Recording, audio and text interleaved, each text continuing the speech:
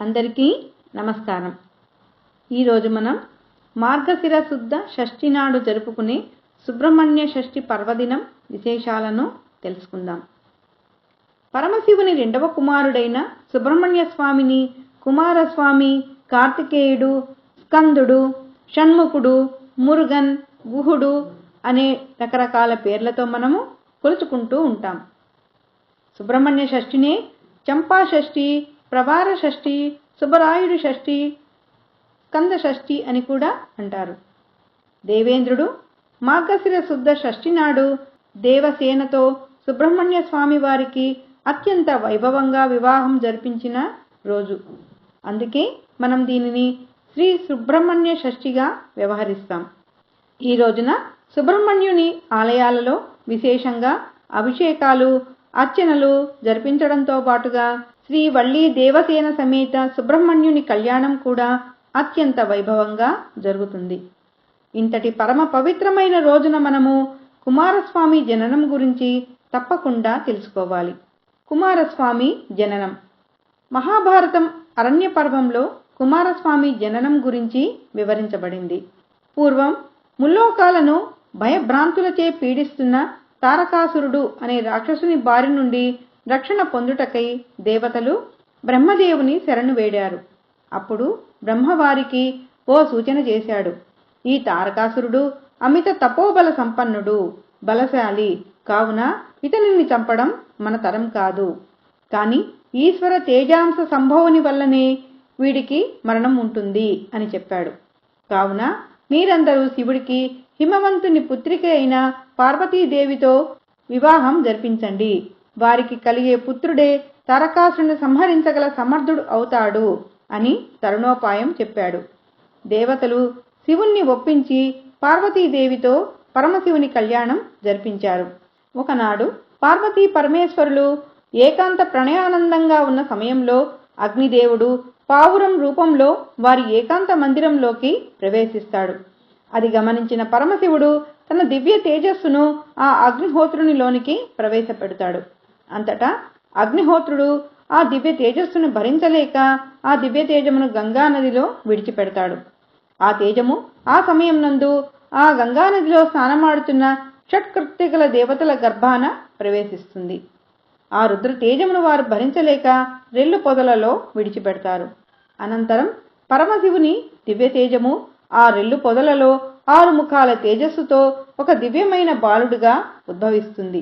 ఈ విషయం తెలుసుకున్న పార్వతీ పరమేశ్వరులు రుద్రాంశ సంభూతినిగా ఆ షణ్ముఖుని అక్కున చేర్చుకుని కైలాసం తీసుకువెళతారు.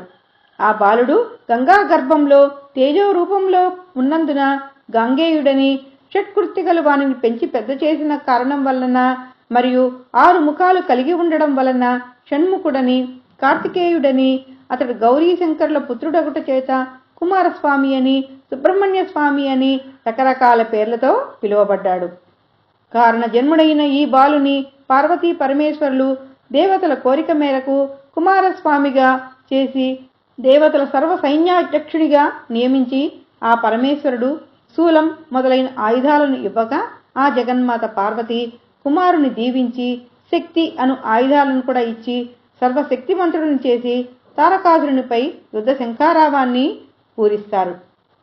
అంతటా ఆ స్వామి నెమలి వాహనారూఢుడై 6 ముఖాలు, 12 చేతులతో ఉగ్ర రూపం దాల్చి 6 చేతులతో ధనస్సును, మరో 6 చేతులతో బాణాలు ధరించి రాక్షస సేనను ఒకేసారి సంహరించాలని తలచి సర్పరూపం దాల్చి రాక్షసులను ఉక్కిరిబిక్కిరి చేసి భీకర యుద్ధంలో తారకాసురుని సంహరించి విజయుడైనాడు. అంతటి సర్వశక్తి స్వరూపుడైన ఈ స్వామికి దేవేంద్రుడు దేవసేనతో వివాహం జరిపించిన ఈ రోజును సుబ్రహ్మణ్య షష్ఠిగా మనము జరుపుకుంటాం. శ్రీ వల్లి దేవసేన సమేత శ్రీ సుబ్రహ్మణ్యేశ్వర స్వామి వారికి భక్తులు కళ్యాణోత్సవములు, సహస్రనామ పూజలు ఈ సుబ్రహ్మణ్య షష్ఠి నాడు అత్యంత వైభవంగా జరుపుతుంటారు. సుబ్రహ్మణ్యుడు కుజగ్రహానికి అధిపతిగా చెబుతారు.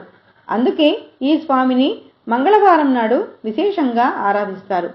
అలాగే ప్రతి మాసంలో వచ్చే 2 షష్ఠి తిథులలో కూడా దేవాలయాలలో స్వామివారికి విశేషమైన పూజలు, అభిషేకాలు జరుగుతాయి. అంతేకాదు సుబ్రహ్మణ్యుని పూజించడం వలన నేత్ర రోగాలు, చర్మ వ్యాధులు తగ్గుతాయని, వివాహం కాని వారికి వివాహం జరిగి సత్సంతాన సౌభాగ్యం కలిగి ఆయురారోగ్య ఐశ్వర్యాలతో వర్ధిల్లుతారని భక్తుల విశ్వాసం.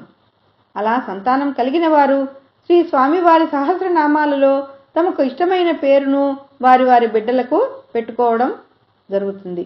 ఇప్పుడు మనం సుబ్రహ్మణ్య షష్ఠి పూజా విధానం తెలుసుకుందాం. సుబ్రహ్మణ్య షష్ఠి నాడు భక్తులు ఉదయాన్నే తలారా స్నానం చేసి ఏ ఆహారం తీసుకోకుండా తడిబట్టలతో సుబ్రహ్మణ్య స్వామి ఆలయానికి వెళ్ళి పాలు, పండ్లు, పువ్వులు, వెండి సర్ప పడగలు, వెండి కళ్ళు మొదలైనటువంటివి తమ తమ మొక్కుబడులకు అనుగుణంగా సమర్పించుకుంటూ ఉంటారు. ఇదంతా నాగపూజకు సంబంధించినదే. జాతకంలో కుజదోషం, కాలసర్ప దోషంచే సకాలంలో వివాహం కానివారు, వివాహమైన సంతానం కలగడంలో ఇబ్బందులు ఉన్నటువంటి వారు వల్లి దేవసేన సమేత సుబ్రహ్మణ్య స్వామి కళ్యాణాలను ఈ షష్ఠి నాడు చేయడం మనకు కనిపిస్తుంది. తమిళనాడు ప్రాంతంలో ఈ రోజున కావడి ఉత్సవాలు కూడా విశేషంగా జరుపుతారు. సంతానం లేనివారు భక్తులు మోసేటువంటి ఈ కావడి కింద నుండి వెళితే సంతానం తప్పకుండా కలుగుతుందని ఒక నమ్మకం. అలాగే సంతానం కలిగిన తర్వాత భక్తులు కావడి మోసి తమ తమ మొక్కులను తీర్చుకుంటారు. సుబ్రహ్మణ్య షష్ఠి నాడు కుమారస్వామి ఆలయానికి కావడిని మోసుకుపోవడమే దీనిలోని ప్రధానాంశం. ఈ కావడిలో ఉండేటువంటి కుండలను పంచదారతోనూ పాలతోనూ నింపుతారు. అయితే కావడిలో మోసేవి వారి వారి మొక్కులను అనుసరించి ఉంటుంది. పరమ పవిత్రమైన ఈ సుబ్రహ్మణ్య షష్ఠి పండుగ రోజున మనం కూడా ఆ షణ్ముఖుని పూజిద్దాం.